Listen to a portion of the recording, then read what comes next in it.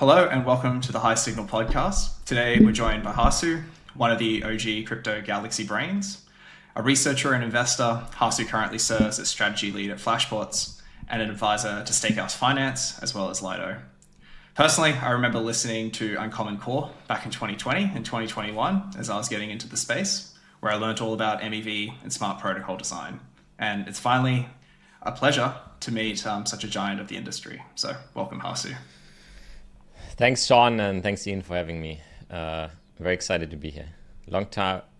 For those who don't know me, I'm a long-time investor in Derive. So I invested in the seed round, and I've been following it for a long time. I've always had the conviction that options, just based on the knowledge, like how much people trade options outside of crypto, I was always convinced that, well, you can build options in crypto, and this is a product that people need, and I think this is the underpinning of just my thesis for why I think this is a very interesting space and one that I've been from a distance, but like loosely keeping track of for the last couple of years. Yeah, it's great to have you here, Hasu. And we're going to try something a little bit different from a format perspective this week to what you guys are used to. We're going to have something a little bit more fluid, and Hasu has a bunch of questions that are curiosities that may be shared by some of our viewers. So we're also going to throw it two ways, and maybe Sean and I are going to be interviewed a little bit and give some options information along the way. So so let's get the conversation going. Can I start in the deep end, because you mentioned a 3-letter acronym then that I think people get really either interested in or afraid of in MEV. And I don't want to go too deep, right, because it's such a deep topic.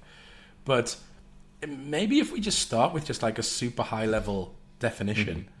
And then maybe just a discussion around why people might not need to know what it is as much as they needed to 3 years ago.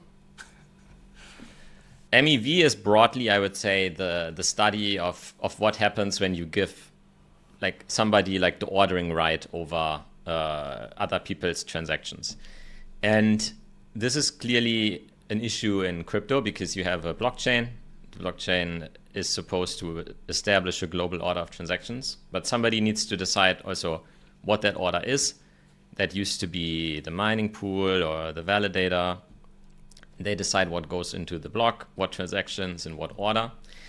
And people are very like incentivized to influence that ordering, right? And whoever builds the block, they can tie break basically between like those different orderings that advantage or disadvantage certain people with certain preferences. What you get is a kind of implicit auction where people compete really with any means, right? They compete by spamming, they compete by private deals, they compete by latency wars that I'm sure you guys know all about, like the HFT industry, kind of being built around like influencing the ordering of something that you care about in like subtle but important ways. And so MEV, you have it in crypto, but really you have it outside of crypto everywhere, right? So if I am using Google, there's a whole industry around manipulating my results, like the frequency and like the prominence by which my advertisement is shown to you if you search for something, like search engine optimization, etc. This is like, I mean, basically MEV as well. You know, it's like gaming kind of an ordering through a type of implicit auction. So I would say this is almost like, it's a very real problem, but it's also a lens. It's like a core, I think, a lens of looking through the world at where you say, oh, these ordering conflicts are everywhere. And there are these implicit auctions, these implicit games where people try to influence those orderings in different ways. And you can have different types of like more or less explicit mechanisms that produce better outcomes for the people who want a certain ordering or who want to sell a certain ordering or everybody else around them in the form of negative externalities like spam or other things, you know. And so I think this is broadly what MEV is. And I think this is like a new field of study that will only get bigger from here.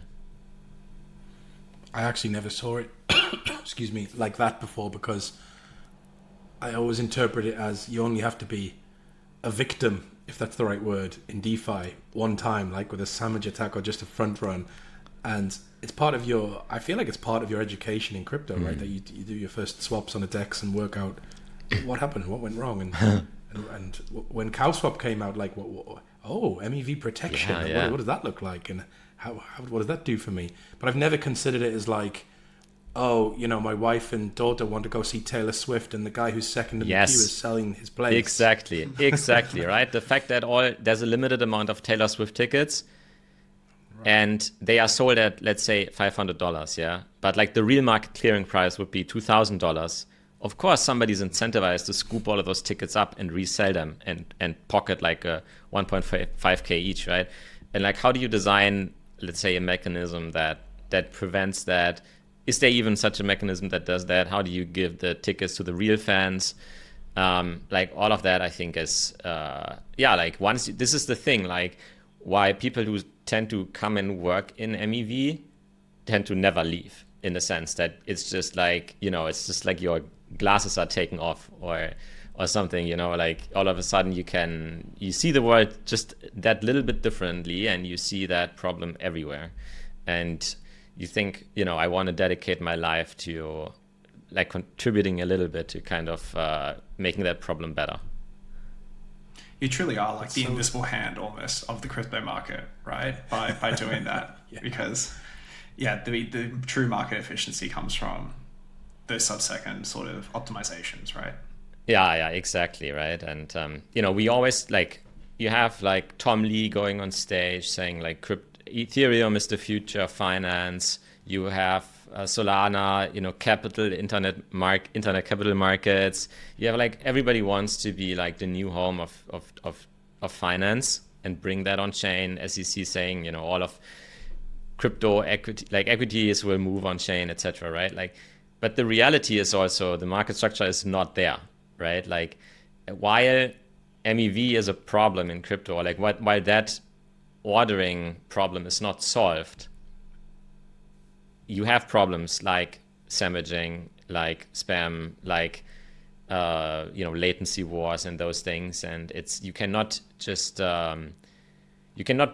put those things into like a worse market structure than TradFi and expect them to like beat TradFi, right? You need to solve the ordering problem. You need to have like a very, very like good, efficient kind of ordering mechanism in order to bridge that divide, I would say. Would like the charitable the charitable other side of that would be like the traditional markets have seen like their own version of MEV for decades, right? So you had people co-locating servers right next to the New York Stock Exchange. You had like the Flash Boys book, what was it, IEX, sort of setting up and putting in, speed bumps basically. Yeah. Could it be possible that TradFi might overlook that, at least initially, as a very charitable sort of counter to that? Overlook what? Sort of like what you're describing with like this lack of ordering and this, definitely this inefficiency that exists. Could they be, sort of okay with that to begin with, or sort of acknowledging it, or maybe more realistically, they don't fully understand it to begin with, right? I think they understand it very well. And they will be the ones who exploit it in crypto. Like if you try to put a financial system on a kind of foundation that is not efficient, like that does not lend itself well to host finance at low latencies privately, etc., then what you have is effectively a leaky bucket, right? Where value leaks out and it's just less efficient for people to trade in that bucket and to do like their financial activities in that bucket. And the people who are like below the bucket and like extracting that value, that's probably the firms that do it so well also like in TradFi at a smaller scale.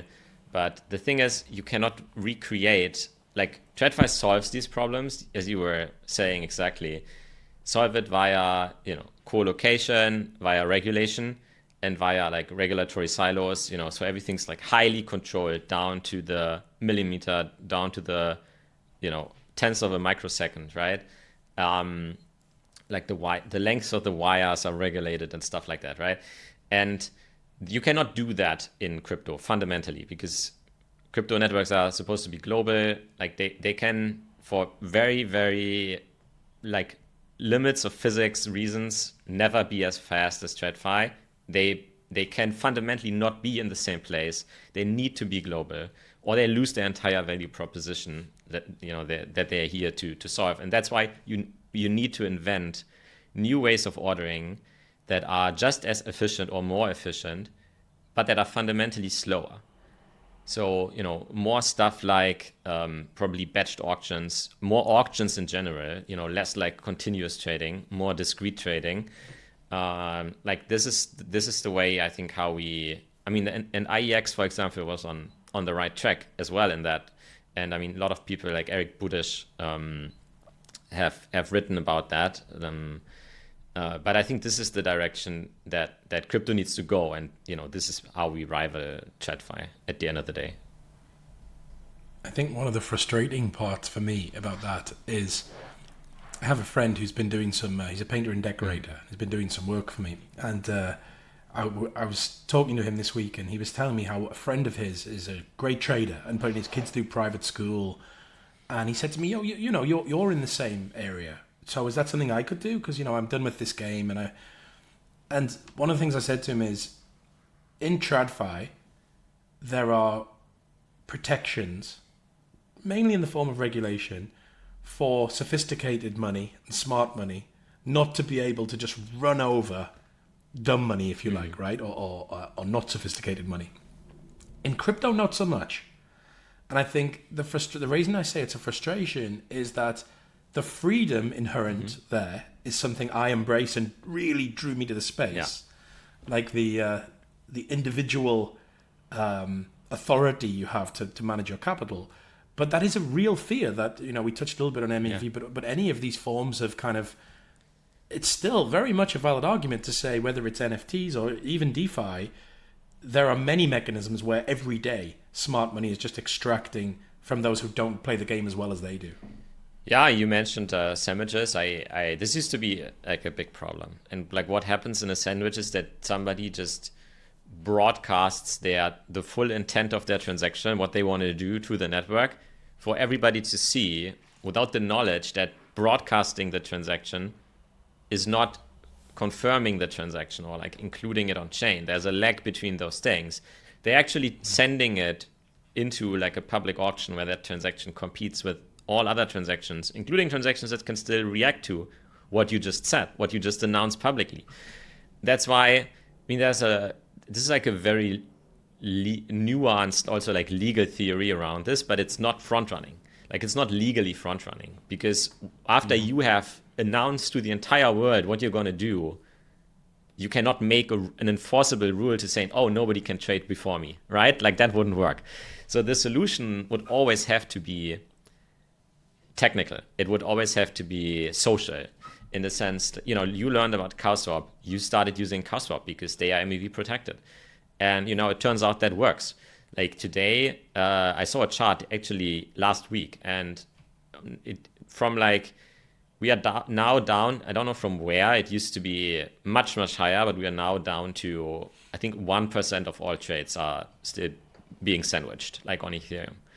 Oh, wow. So 99% are not being sandwiched or protected from sandwiches in various ways. So what you see here is that their trade intents now go through like a fully private pipeline until they are confirmed on chain, right? So privacy is like such an integral part of markets. If everybody announces what they intend to do, you can't have a market, right? Like you need, the trade needs to be filled at the time. Or at least if you have this kind of continuous market, then it needs to be, the trade needs to be filled at the time when you publish your intent. Like it needs to happen atomically. And if you can't have that, well, then you need privacy. And so that's what we have. Ethereum layer 2s are private by default through centralization, of course. They tend to have a single sequencer, but you send your transactions directly to the sequencer, right? And so overall, I think the problem that is front running in crypto has gone down a lot. Areas where it still is a big problem is actually market making. So if you're a market maker and you put your money in, I mean, let's say you put your money in AMM, but it's the same problem if you put it into an order book exchange, right? The fact that you as a market maker are competing with other people to update your quote, that is a problem, right? Because everybody, let's say the time moves outside of the block, the price moves outside the blockchain, now your quote is stale. You can't just update, you don't have the priority to update that quote. No, it's like everybody else is racing to pick you off before you even have the chance to update it, right? And if you want to update it, you want to compete with those, you need to like outpay them. But it arbitrages away the whole point of even wanting to prevent being picked off. And so like this toxic flow problem is very, very big. And this is a very big reason why crypto liquidity is not yet competitive with centralized exchange liquidity, where maybe you don't have that problem, maybe you have different ways of solving it. So yeah, I would say that MEV has become definitely less visible, but there are always it basically rears its head in different ways to even lay people. It used to be very prominent that you can get sandwiched on the blockchain. Okay, so now that's no longer really the case. But now people talk about, liquidity providers are losing a lot of money to arbitrage because they can't update their quotes fast enough. That's a problem, yeah? Or on chains like Solana even, or Base, now that gas is very cheap, we said previously that you always, if there's an ordering and the ordering has value, then there's always an implicit auction, an implicit competition to manipulate that ordering in different ways, right? And what you see now on those chains, because the fees are so cheap, people don't actually, if I'm a searcher, an arbitrageur or something, what I used to do when the fees are expensive, I used to wait for the last block to be built.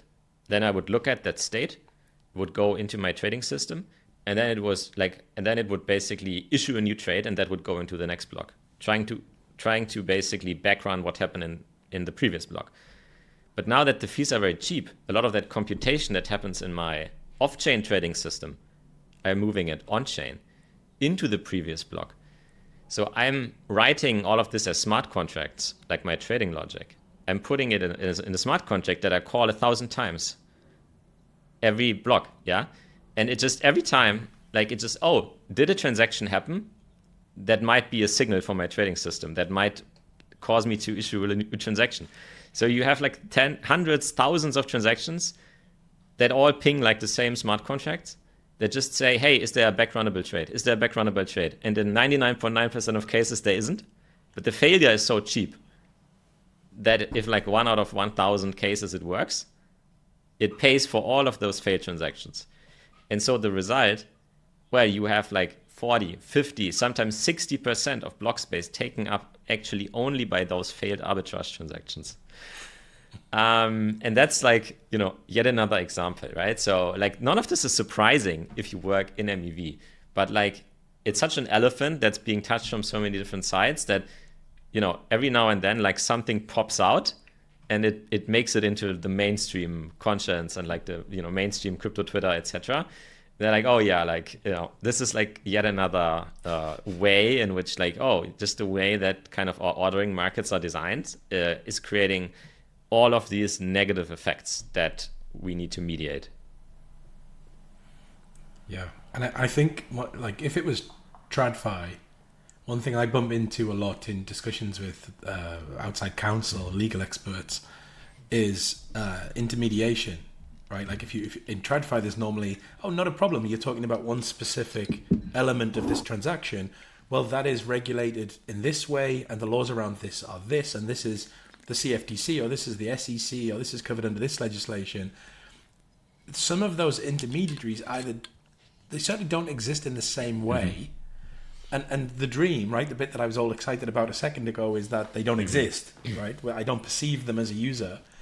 And yet, if you don't create rules for all of the different parts of what happens from executing the transaction to it actually executing in full, then you will have these kind of dark pools effect, right? You will have mempool manipulation that the user's just not going to be aware of at all, and the regulators, we our general take as a as a kind of crypto representation, as CT, I guess, will kind of say regulators stay away. They're a bad thing, right? We don't want them anywhere near us.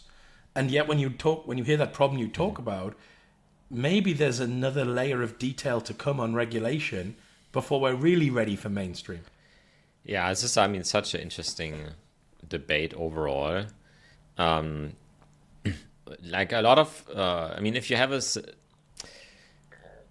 I think it comes down to like how you regulate, right? Like you can regulate via kind of post-trade transparency logs, and you can regulate via like rules and fines, and like first of all, those rules will always get broken. Like this is priced into the system. Like the big banks pay billions, tens of billions of fines every year for like messing with trade execution. It's like this is like priced into the system. Like it's fine. But also the cost of staying compliant, proving that what you did is actually compliant to the regulation is also like billions of dollars, right? Like this is making a system like first of all like less fair, less competitive, because not everybody is equally good at breaking the rules in cost-efficient ways. And second, like even the cost of staying compliant is very high. And so I do see like a long-term advantage to regulating via technology. So building systems where it's actually like you can prove very easily via the code that you respected certain rules, that it was not possible for you to cheat, right? And this makes for overall like more fair markets, more competitive markets, but then also you're completely removing that huge apparatus of like proving that compliance, right? And I think, finance has not reached like the pinnacle of efficiency. Like I think there's a lot to innovate on, and there's a lot to improve, and especially if you can make it so that you can get rid of all of those expensive licenses and compliance overhead and like market structure rules. I think that finance is this invisible glue that just makes the whole economy like run much faster and much more efficiently, lowers the cost of capital, like all of and distributes just the capital everywhere it needs to go, right? And allows firms to hedge their exposures, focus on what really matters to them as part of their business, like basically offload all of those risks that make your business like more heavy without actually contributing to the way in which you in a truly differentiated way try to create value, right? And like try to differentiate your firm from everybody else and like do something for customers, etc. So like I think if we can, I really think through like the use of technology we can like invent better systems where you can be a smaller player, you can innovate, we can push markets forward, and like this can unlock, I mean, in my view, like very big kind of GDP growth for the world. You mentioned like sort of this bloat that exists in the financial system right now, and I remember the first time I heard about it, just seeing how much time and effort and money went into transitioning from, was it T+5 to T+3 or T+3 to T+1 settlement? It cost like billions of dollars. Took years to do. And you hear all these horror stories in like the US financial infrastructure, basically, that it's not just bloated, but it's aging and it's crumbling almost, right? Like you have all these CTOs, you have all these like managements who don't want to spend $1 billion upgrading their mainframes or hundreds of thousands of hours of dev time, and it's sort of everyone is kicking the can down the road. And this is, as a result, you have these like very containerized and siloed systems. You want to interact with another bank's sort of databases. That's months of development time. That's hundreds of thousands of dollars of fees. That's lawyers. That's compliance. And I don't know. It's archaic, honestly. When you think of JP Morgan and Goldman, and you think of the high flying Wall Street stuff, and you think it's all super sophisticated. Yeah. Under the hood, it's a bit of a mess. And so just what you said there really, I don't know, reminded me of that. And it makes sense that they're risk averse too, right? Because we're literally talking about like an open heart operation on the global economy, right? Like some of these banks are so structurally important that if like some of these systems go down, it's like that chip in the Suez Canal, like I think it will actually have a very similar effect. Even it's just a computerized like system, And when you have a ship blocking the Suez Canal, then it's quite obvious what the problem is, right? Like, but I think with finance in general, people don't have that same like imagination, right? Like, I think, like the financial system so often is just seen as, oh, it's this parasite that's sitting on top of the real economy, right? I think this is like, if you poll like 10 people, like 7 would give you that something like akin to that view, right? But, I think it's actually sitting like below the real economy. It's something that makes the real economy work and like possible the way that even like it exists today, right? Because, I mean, if you go back a couple hundred years, and like everything used to be so risky. Everything used to be risky. Like starting a company, risky. Like sending even a ship like from point A to point B, too risky. Like none of these things could even work, before you would have, stuff like, the limited liability, like stock company, you have insurance, you have capital markets, you have banks, where other, you have the separation, between like, yeah, just like this. I don't know how you can go back. Like it's I really do believe in kind of this like this invisible hand and this the value of kind of the financial system, and that's why it's like a very noble pursuit, and it's very, very, very important that you have people innovating on this. And as you were saying, like I don't think this innovation will ever come from the status quo, like the systems that run. They are too important, too structurally important. Like they cannot really be improved very much, right? And it's like such an interesting time that we live in, where we have the opportunity to develop a parallel financial system. Actually, this is the only way that you could do it, right? Like you develop a system in parallel, and you slowly migrate, just based on merit, just based on like, oh, this would work better, on the new system. You slowly migrate over. And, you do it through argument, just through merit, and not through regulation. And I think this is like such an interesting time where we have the chance to rewrite the rules on some of these things and even see, what's possible. I'm conscious that we probably have, I can think of maybe 100 more questions, but I also want to stay true to making some space for questions from your side that we talk a little bit about. Anything that we could answer for you, just curiosities. I know you, as you mentioned, you're a Derive seed investor. I don't know how close you've been able to have time to stay close to what we've been doing, but happy to field anything from a curiosity perspective. Yeah, definitely. So what do you think? Why should somebody use options compared to like other products in crypto, or like other products in general? I mean, we already did lay out a little bit. Oh, like here's some of these like different foundational instruments, but like how do options fit into that picture that we laid out?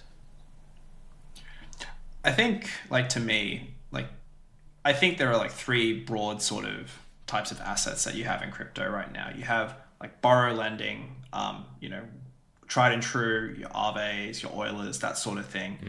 You have your perps. We're all familiar with perps. I've lost a fair amount of money on that. Sorry. And then now you have October 10 did me dirty. And then now you have options.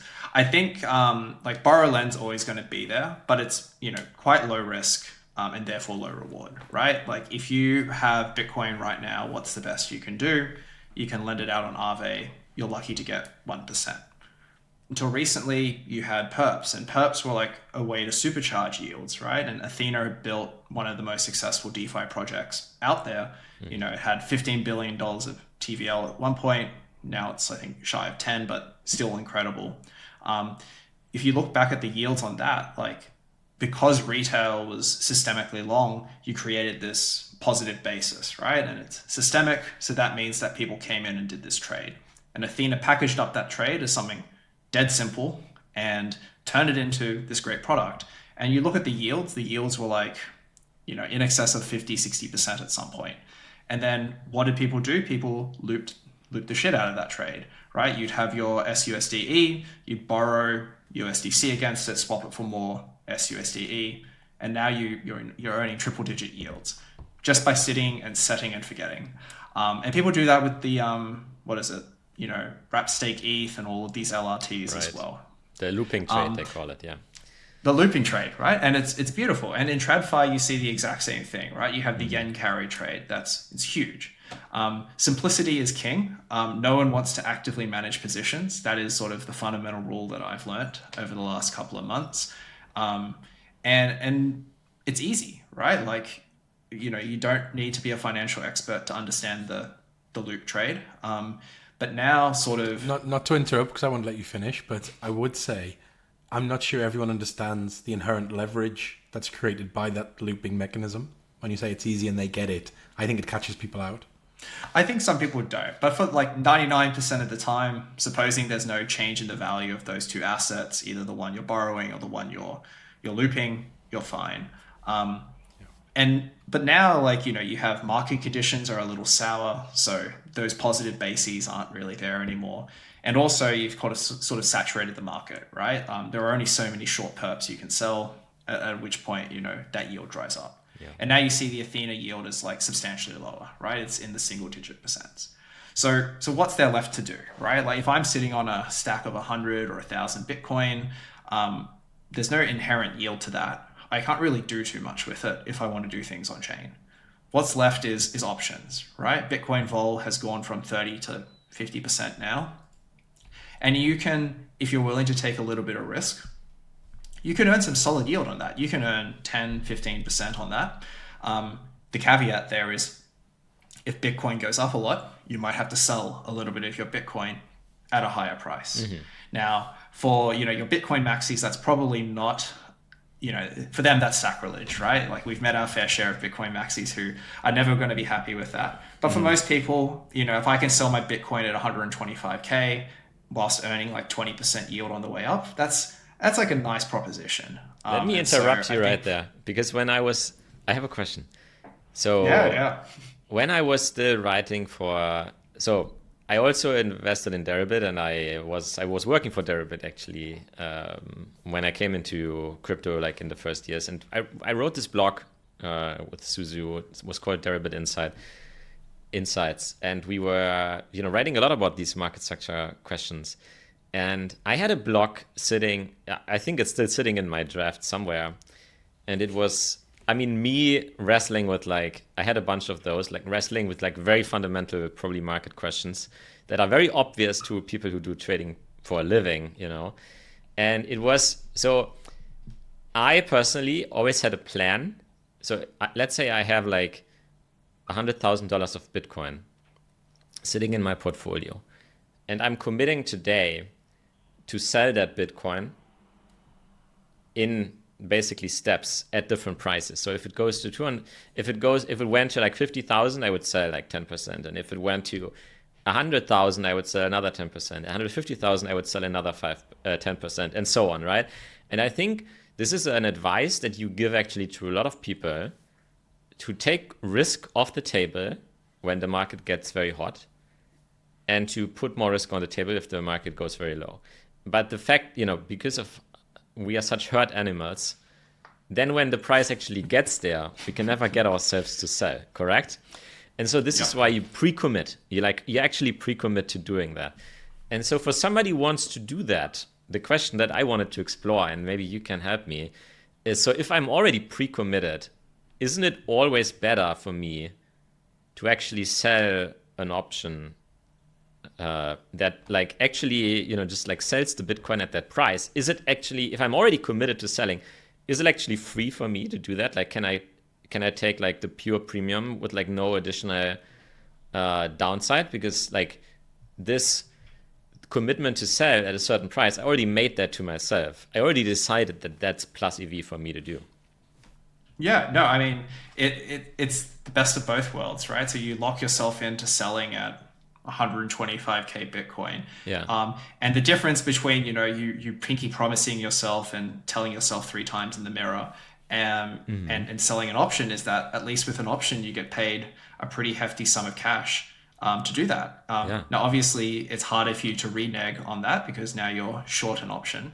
But it is very easy to renege on yourself when you've told yourself in the mirror. So if you really sort of want to lock yourself into that, why not get paid for it? And that's sort of the real benefit of doing it with options. To Just to share a really quick, super simple little thing that plays right into what we're talking about that I learned quite early on from a trader. A lot of people are making these decisions on a trading view chart, right? They're watching a chart and they're saying I'd sell here and I'd buy here, and maybe that's where their stops and their take profits will sit. If you can also do shapes on trading view, and just pull a triangle and just draw the tip of the triangle. Let's say if you're selling, it's at the point where your stop loss would be, and if it's kind of an upward triangle, it's where you start selling, and you sell more as the price gets higher. And if it's the other way around, if you're buying, the tip of the triangle is where you start buying, but the biggest buy is at the bottom of the triangle. And it's just a much better kind of mental model than a line to accrue in terms of beating our own psychology. Is I buy here, but this is only my 10% top of the triangle. Now here's my 30% and here's my 50% piece, right? Or whatever it might be. So yeah, simple little tip that I actually use all the time in terms of laddering in and out of trades. I think broadly, like, it's just to answer the question, the original one. Like, I think no one wants to trade options actively, right? It's very difficult. Perps are really, really nice instruments for that. It's very simple. Put your money in, slide the lever up to 10x or short 10x, and click go. What options need are sort of simple structured products where you can say, I will earn 15% yield. I will let most sell like 5% of my Bitcoin if Bitcoin goes to the moon. And that's like a very compelling thing. And that's sort of the real genius will come in packaging that thing up and convincing people to use that. How can that be true though? So aren't options very, very successful on, let's say, Robinhood? Like, I have friends who bought and sold options. Like, they are as retail as you can get. And they tell me that the experience of like buying options is great because they need to put in very little capital. So like, how can it be true that nobody wants to sell options? I feel like it seems to basically conflict with the experience that I see in like, neobanks and stuff like that are very successful to push like options trading on retail. And like, I mean, I think you can argue, I saw a paper that like, the average spread that people pay on like Robinhood for an option is like 20% or something. Like it's ludicrous. But like, in spite of that, like I feel like there's some validation. I have another friend who's actually a professional fund manager, and he also uses options to build leverage. And he said, yeah, it's clearly like the best product for him. So these are just, two data points just from like my friends that are using options for like very different reasons. I think like Go ahead, Sean. Sorry to interrupt. I'll just make one point and then I'll let you share your thought on top. I think we probably get animated on this because we talk about this kind of stuff a lot. But I think it was a direct comparison to perps, and I think it's harder to make the argument that options are easier than perps. I don't think they are, and I learned it to perps then options. But two, it's sure as hell worth it. Like if you just get a basic understanding of puts and calls, and you don't go into, I think people are put off by all of the terminology that perps don't have. Perps don't have straddles and strangles and iron condors and all of it sounds like something out of World of Warcraft, right? People are like, oh, I'm going to need some time to get to level 40 before I know what's going on here. So I would just say maybe it's the education barrier we bump into a lot. Where perps, even when I first traded perps, it was really intimidating. Yeah. I'm like, oh, I don't want to move the leverage slider. And hold on, what's my margin here? And what do I stand to lose in this trade? But within, 2 weeks, you're up and running and losing money. Whereas with options, maybe that's 2 months. But to your point, I think it's worth it. Sorry, Sean, to speak over you. No, I think I echo that sentiment. In the traditional world, on your Robinhoods, to my knowledge, there are no equivalents to perps, right? So the simplest thing for you to use would just be to use options. And the way Robinhood has sort of constructed their UI and sort of branded and marketed their product is that it's really simple, right? It's you pay $5, you get exposure to $1,000 worth of Tesla stock. If Tesla goes to up like 5% today, you make 10 grand. Those are very simple, very easy to understand. and it's a bit of genius marketing from them, but it's also sort of a lack of competition. Like CFDs, I don't think are super accessible to most people. So you're sort of left with zero DTE options, which are basically delta one. Oh, sorry, those are basically linear instruments at that point. I can't remember the exact numbers, but I'm pretty sure that like a good chunk of Robinhood's option volume are on the super short dated expiries. And that's because you don't have to worry about things like Vega and gamma risk there, right? You sort of are just dealing with linear instruments, pseudo-linear instruments. And that becomes a lot more accessible to traders. Like I will never forget sort of the day I first looked at a Derive options board. I think it was like my first day at Lyra, and I opened up Derive. I was like, "What's this Derive thing?" Yeah. And I saw like 100 different strikes and options, flashing numbers everywhere, and I'm like, I have absolutely no idea what's going on. Then you see all these numbers, you see gamma, you see like theta, and you're like, what am I looking at here? Not to mention the fact that you're going to have to start learning how to margin those positions, right? And then trying to understand portfolio margin is its own can of worms.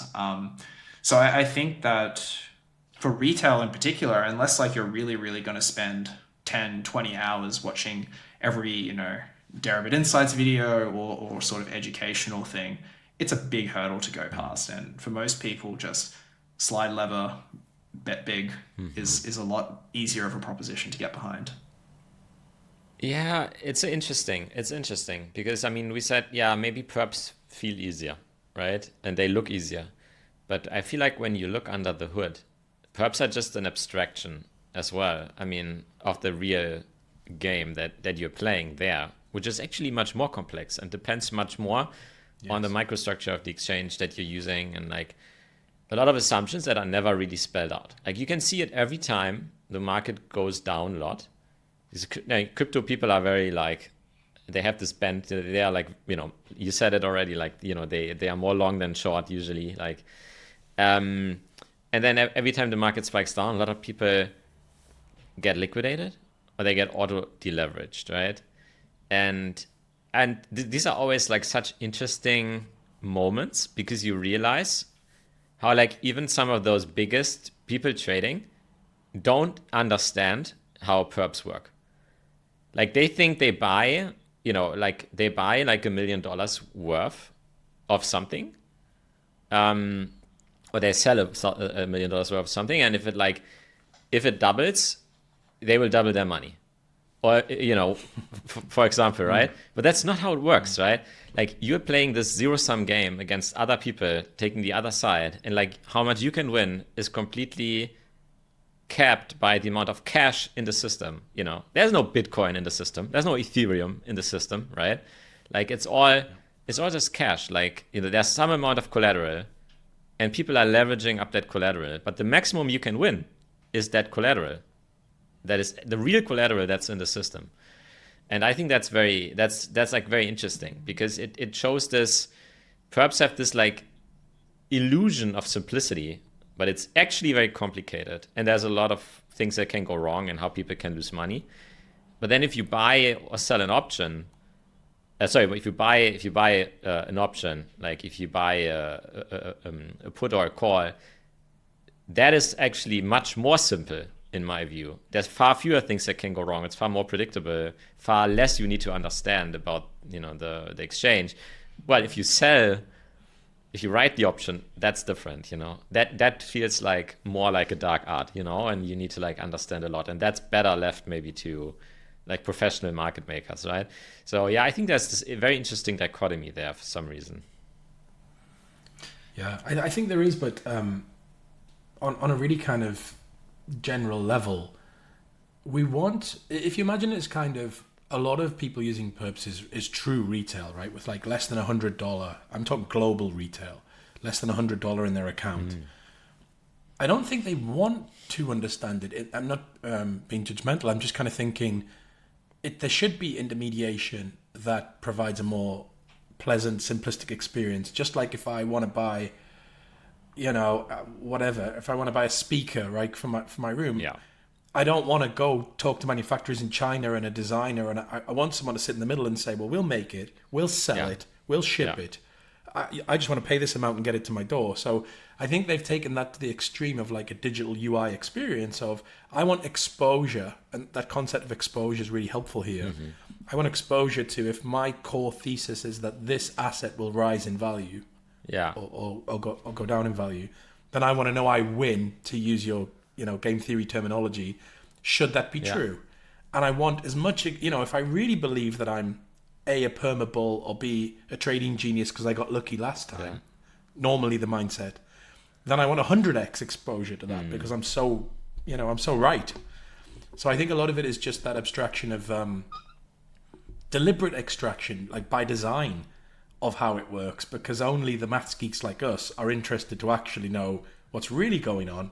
And most people are like, yeah, I just want that exposure. And if look, Bitcoin's going up, I'm in the green. Yeah. Exactly. No, I mean, I completely agree, right? It's only if you kind of look, most people never want to look below the surface, but then when something happens, they kind of do want to. They feel unfairly treated and they realize there was something they didn't understand. So it can't be fully avoided. Also, I think, I mean, we can, like, there sure are a lot of people who have like $100 in their account, but I mean, somebody I know looked into Hyperliquid and like who their users are, because a lot of it is actually transparent on chain, like, fortunately. I mean, maybe not for those users, but like compared to Binance, at least we can glean a lot of insights from that. And like the volume, like, or the open interest is very concentrated, right? Like, I think this is true on all the crypto exchanges. You actually have, let's say, like 50 to 100 like whales, like retail whales, and they actually do most of the volume. They do most of the open interest, and they have a lot of small fish, right? But I think it's very top heavy.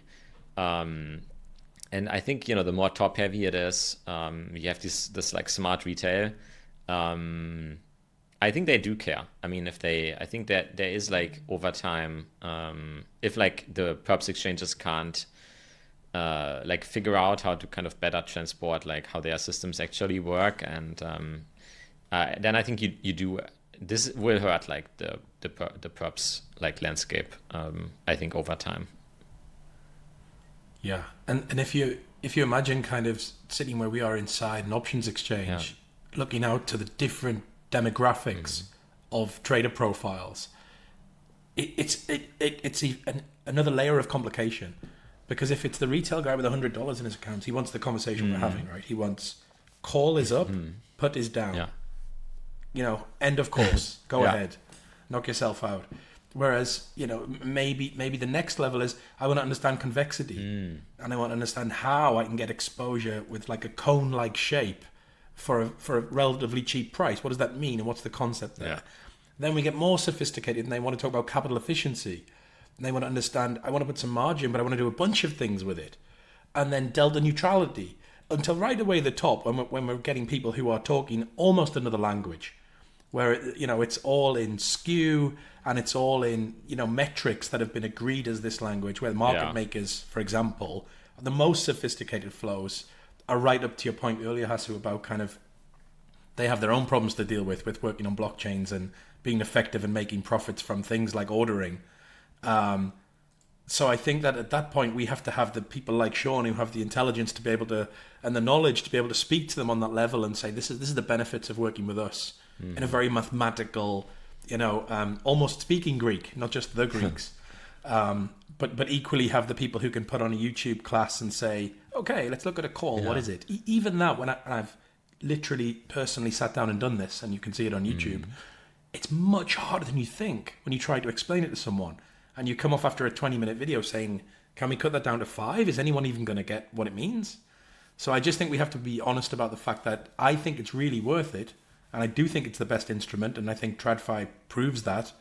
But I think a lot of to your point about Hyperliquid, a lot of the real users are sophisticated money at scale. And they're using it for things like hedging or delta neutrality. And, just being very smart about buying and selling volatility in a way that they make money when the market moves without taking directional exposure.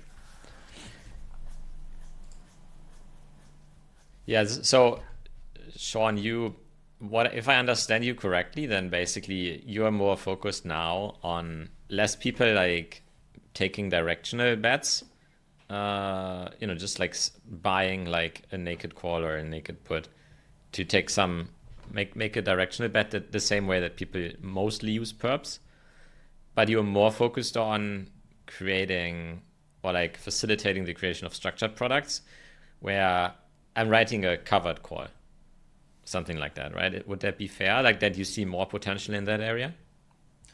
I think both, they're not mutually exclusive directions, but I think that sort of an edge that you have as an options exchange is that structured product direction. Just because, like, maybe to give a more recent example would be like we've recently listed hype options, and I think this is like a perfect case example of why this structured product approach is what I think is a good idea. Like you traded some, you traded a bit on hyperliquid, you got this great airdrop. Yeah. Now you have, a great sum of hype. What do you do with it? If you believe there's going to be another airdrop, well, you want to hold on to it, but there's really not much you can do. You could stake it in Kinetic, you can earn maybe 1 or 2% on it, and that's great. But maybe you want to hold on to this thing, but you'd be pretty happy selling your hype at $40 or $50 a month or two from now. That sort of lends itself to a structured product of just call selling, right? Very simple stuff. Maybe you want to hedge your exposure in that you say, okay, I'm happy to give up a little bit of upside. Maybe I sell a call spread from like $40 to $45. So if hype goes absolutely ballistic and does what Arthur Hayes said it would, a couple of months ago and go all the way to $100, then you only lose up a little bit on that upside, but you keep the vast majority of it. So I think that that's sort of the only product in the space. And I think that it's not just for hype, like we can do it for other things, but it's sort of a perfect case example. And Bitcoin is the other one, right? Everyone wants to earn yield on Bitcoin. Options and volatility farming are probably the easiest way to do that.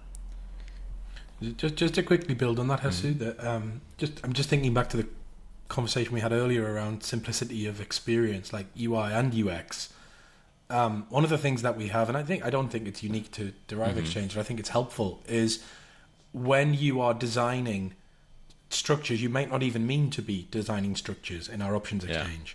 And our system will recognize and tell you if there's a strategy there that you've either deliberately or accidentally chosen to say, oh, this is actually a spread, right? So I think that we're thinking about that all the time for how do we offer that confirmation or education? Do we use it to say, actually the calls and puts that you bought here form a strategy and this is what it's called, and there's an auto identification of that. And that goes some way to that kind of closing the gap from an education perspective.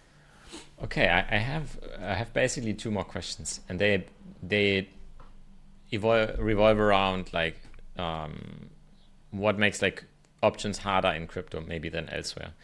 And so if you look at Deribit, what do we know about like who uses Deribit and why, and who uses Derive and why? Like what is kind of in between, like what even, how would you segment the different like option users, and like, what's kind of, have we made like inroads in like one particular segment, or is it very broad, like some in every, or like just how do you compare those different user bases? I would say Deribit obviously is the market leader right now. They've been around, as you know, for quite some time. From my understanding, there is a very large Asian community centered around Deribit. You have people who have vast amounts of Bitcoin that they bought way back yonder when it was, $100 a coin. And similar to what I said before, these people just need to keep the lights on. You might have Bitcoin miners who pay like, I don't know, $50,000, $60,000 in GPU costs and electricity and just general upkeep in order to mine a Bitcoin. So for them, like some basic structured product like a risk reversal is very appealing to them, right? Like buy a put to defend your downside, sell a call because you're happy to pay, happy to sell at 125K. Right. You have like the Bitcoin maximalists, like we met one in particular a couple of weeks ago. And it's very interesting to hear these people. Like for them, they look at life through this lens of how much Bitcoin is this costing me? Because for them, no one wants to be that guy who sold 10,000 Bitcoin for a pizza, or the guy who threw out his hard drive that had like 1,000 Bitcoins on it. So for those guys, like options are this way of sort of tailoring like a way to get a certain amount of cash out to like pay rent, pay the bills, keep your life going, but at the same time either accumulating or maintaining that Bitcoin stack that you have. So I'd say that's sort of the clientele for Deribit. Like it is a very mixed bag with a heavy emphasis on Asia. To answer the other half of your question for Derive, I think our users are primarily like DeFi focused, and that's sort of become apparent, especially after we listed Hype options. We've gotten quite a bit of intros and in sort of interest from those groups because, wow, you can do something with this asset that you otherwise couldn't, and you can use this new instrument for it. So that'll be the long and the short of it. That makes sense, right? Because you need to focus on the users who are already here in DeFi, and they might not overlap like one-to-one, I think, with those on Derive, on something like Deribit or CME. And finally, what would you say? Just one more answer to that first question, because I think we missed the important part. Composability. The very nature of DeFi itself offers a whole world of possibilities of financial products that are way harder to achieve in TradFi. So, just an example, one of our vaults, pick a basis vault or something. Yeah. We have a vault that's with Lombard Bitcoin, right? LBTC, and then some looping in there, right? And then some kind of strategy that it's, that there's only a very tip of the iceberg example of what's possible when you bring together multiple protocols and have them interacting at a smart contract level. So I think we shouldn't miss the core structural benefit of we are on-chain. Yeah. So, there's a ton of things that can be created, and I think we really have only scratched the surface of the products that could be How much do you feel like held back today by maybe a lack of good interoperability in crypto? Because when we talk about hype options, people have we haven't talked about that, but in my understanding, like if you need like deep derivatives market kind of to exist it helps to have like futures markets if you want to create options, right? So it's almost like this layer that's kind of sitting on top a little bit. So when the perpetuals are on Hyperliquid and the options are on Derive, like does this cause you any problems? Like would that change if maybe more of the volume was on Derive? Because you have a derivatives exchange as well, right? And I assume it's for this reason that you basically try to have it all in one box for your market makers? Yeah, precisely. So we have perps and futures, perps and spot markets as well. So the idea would be if you're a market maker or you're a particular individual, you can hedge your deltas basically using that perp market. And obviously you have spot as well if you need to offload some spot inventory. I think for us, we do have enough liquidity in that regard. I think what's sort of been our big Achilles heel so far is that, very few people realize that you actually do have an options exchange on chain already. I think a lot of people are actually surprised by that. So I think it's really just a question of distribution. Everyone has heard of Deribit. It's extremely successful. Yeah.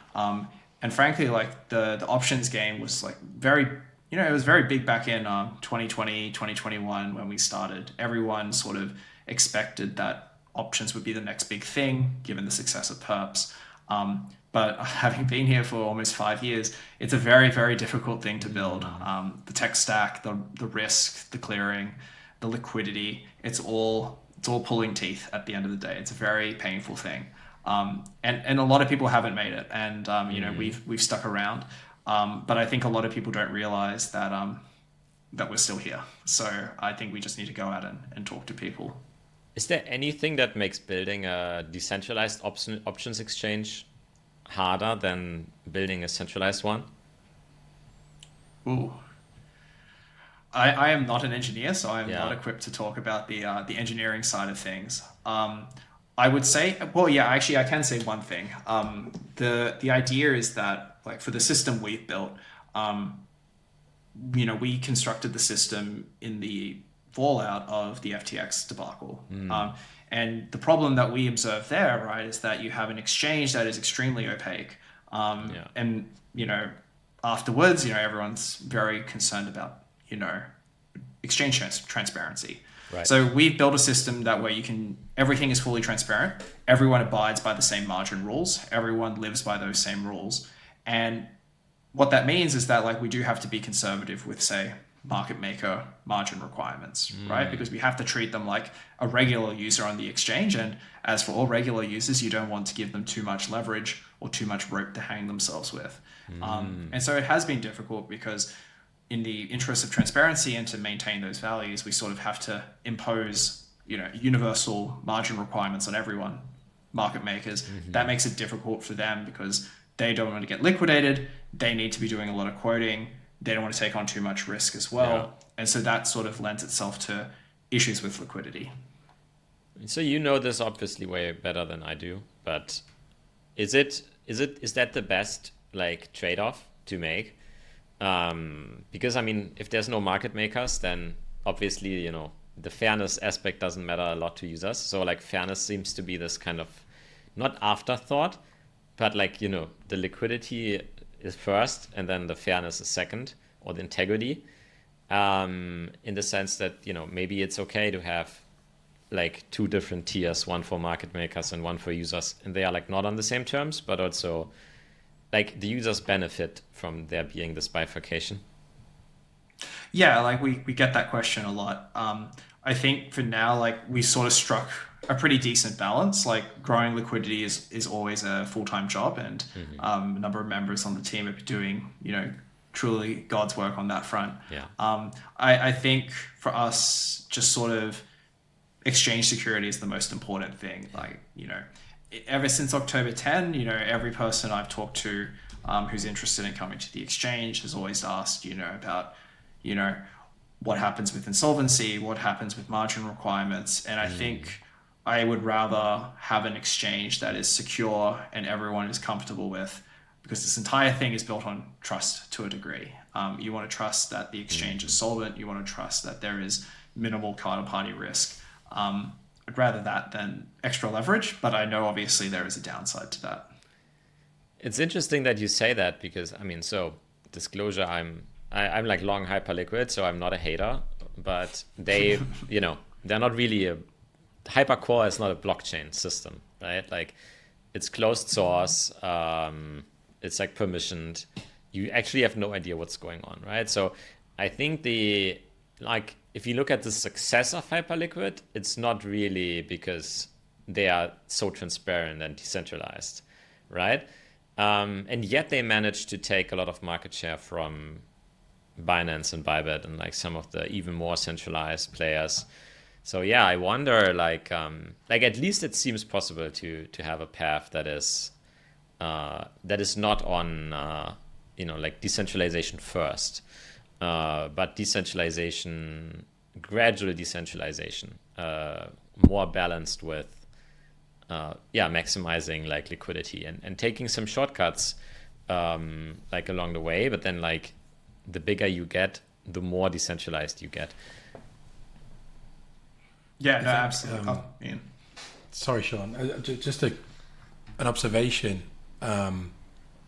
Decentralized. There was a post on CT this week about someone falling out of love with crypto. I think I saw that one, yeah. And it prompted some really interesting debate, right? And one of the observations that sprung to my mind was the purists, for want of this is a pretty broad definition, but when I very first got into crypto, there were a lot of purists. There were a lot of people that decentralization was the number one. And they were kind of saying, hey, look, if we really want to make a new system, let's start with the fundamental reason the current system is broken. I think that's really a lot less so now. And I don't mean everyone's leaving like that guy on CT, but I mean that the next wave and the next wave and the next wave of users are probably more concerned with UI and UX and customer experience than they are with how it works. Back to your point about, what happens under the hood. I like driving the Mercedes, but if it breaks down, I call a guy, right? I don't actually even lift the hood. Yeah. So I feel like some of that is just an evolution of the industry that we're actually solving for something slightly different. And the questions we get from users are about liquidity or spreads or depth or the competitiveness and the ability to make money, because they're more mercenary, the people that have arrived, or they have a strategy that they're here and they understand the game. But the pioneers were building it, right? They were building the infrastructure, they were building the city. Yeah. So I think some of that is just the demographics of who are the people that are in and behind true blockchain technology changing.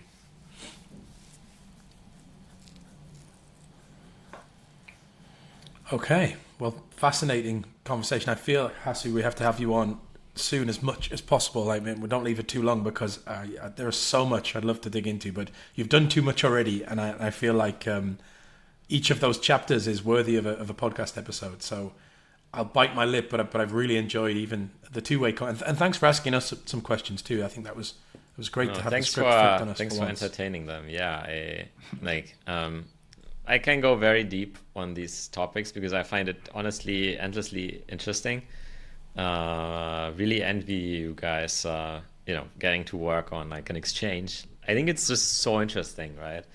Like, it's like, I think similar to MEV, it's like an infinite number of things to admire there, like the competition with other exchanges, how you build a great user-facing product. And it's a network with a network effect, right? How you bootstrap that network, what means value for the different sides of the market, how do you provide that in the best way, how can you make it decentralized, right? Like how do you optimize all the components, the whole like architectural side of things. And I think you could definitely like build your whole life like on on this problem as well, right? Like it's deep enough, I think, like intellectually. I really wish you guys like all the best in what you do. I think it's very important. I think we really need a decentralized options exchange, and please keep it up. Will do. But thanks for coming on, Hasu. Really appreciate it. Thank you very much. Really appreciate that.